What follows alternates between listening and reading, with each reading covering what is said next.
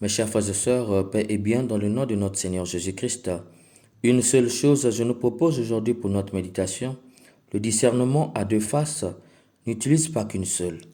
Dans la première lecture, Saint Paul est confronté à l'ambivalence de la volonté humaine, qui donc me délivrera de ce corps qui m'entraîne à la mort. Saint Paul est confronté ici à l'ambivalence de la volonté humaine. Ce qu'il veut faire, ce n'est pas ce qu'il fait, et ce qu'il ne veut pas faire, c'est ce qu'il fait. Qui l'aidera, demande-t-il? Mais Saint Paul a conscience que seule la grâce de Dieu peut l'aider. Et cette grâce, Jésus nous l'a décrit dans l'Évangile. Quand vous voyez un nuage monter au couchant, vous dites aussitôt, il va pleuvoir, et c'est ce qui arrive. Et quand vous voyez souffler le vent du sud, vous dites qu'il fera une chaleur torride, et cela arrive. Hypocrite, vous savez interpréter l'aspect de la terre et du ciel, mais ce moment-ci, pourquoi ne savez-vous pas l'interpréter? Jésus nous dévoile ici l'une des vertus de la Sainte Grâce. Elle nous confère une arme lourde, le discernement. Ce discernement a deux faces inséparables, comme les deux pièces d'une monnaie.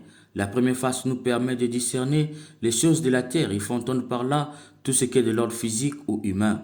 La deuxième face nous permet de discerner les choses du ciel. Il faut entendre par là tout ce qui est de l'ordre spirituel ou divin. Jésus est indigné parce qu'il constate que ses contemporains ont tué une face du discernement, la face spirituelle, d'où ils ne peuvent que déceler ce qui arrive dans l'ordre physique ou humain. Or, le spirituel commande le physique. L'humain vit dans la droiture et la vérité que lorsqu'il puise son humanité dans le spirituel. C'est pourquoi leur jugement est tordu, ils ne peuvent voir Dieu en face d'eux malgré de nombreux signes. Mes chers frères et sœurs, le discernement a vraiment deux faces, n'utilise pas qu'une seule face.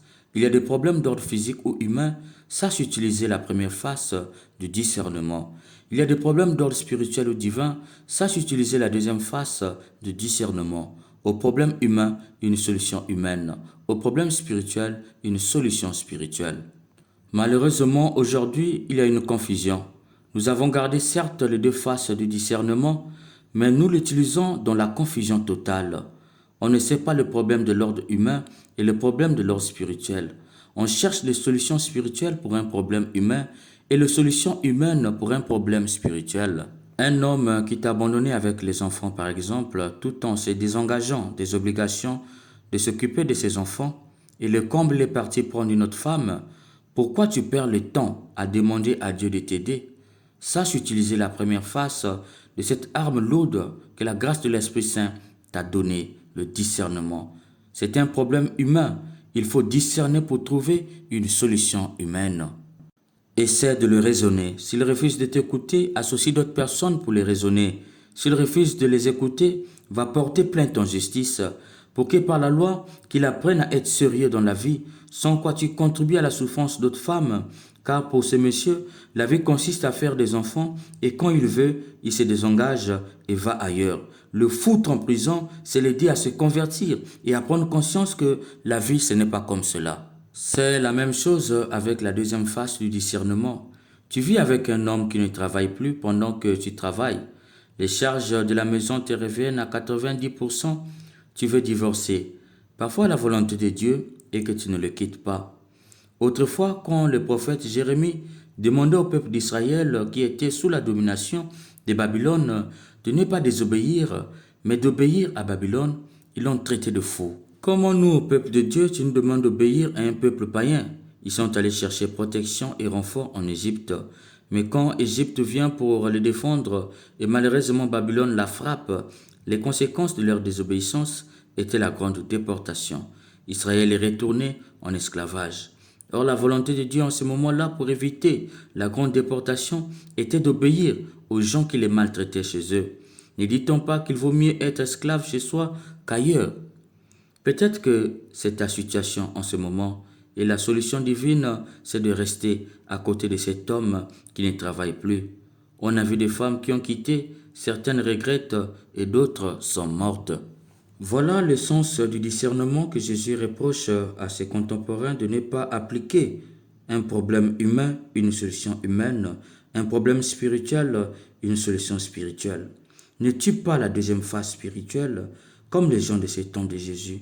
N'oublie pas que la première phase du discernement trouve son équilibre dans la deuxième phase.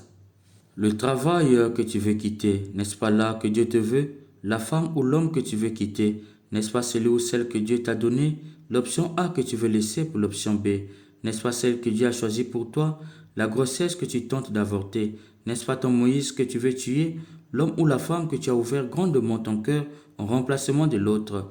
N'est-ce pas le démon que tu as ouvert le cœur croyant l'ouvrir à un ange? Mes chers frères et sœurs, si la première phase du discernement fait de toi un bon disciple social de Jésus, la deuxième phase du discernement fait de toi une conscience avertie de Jésus.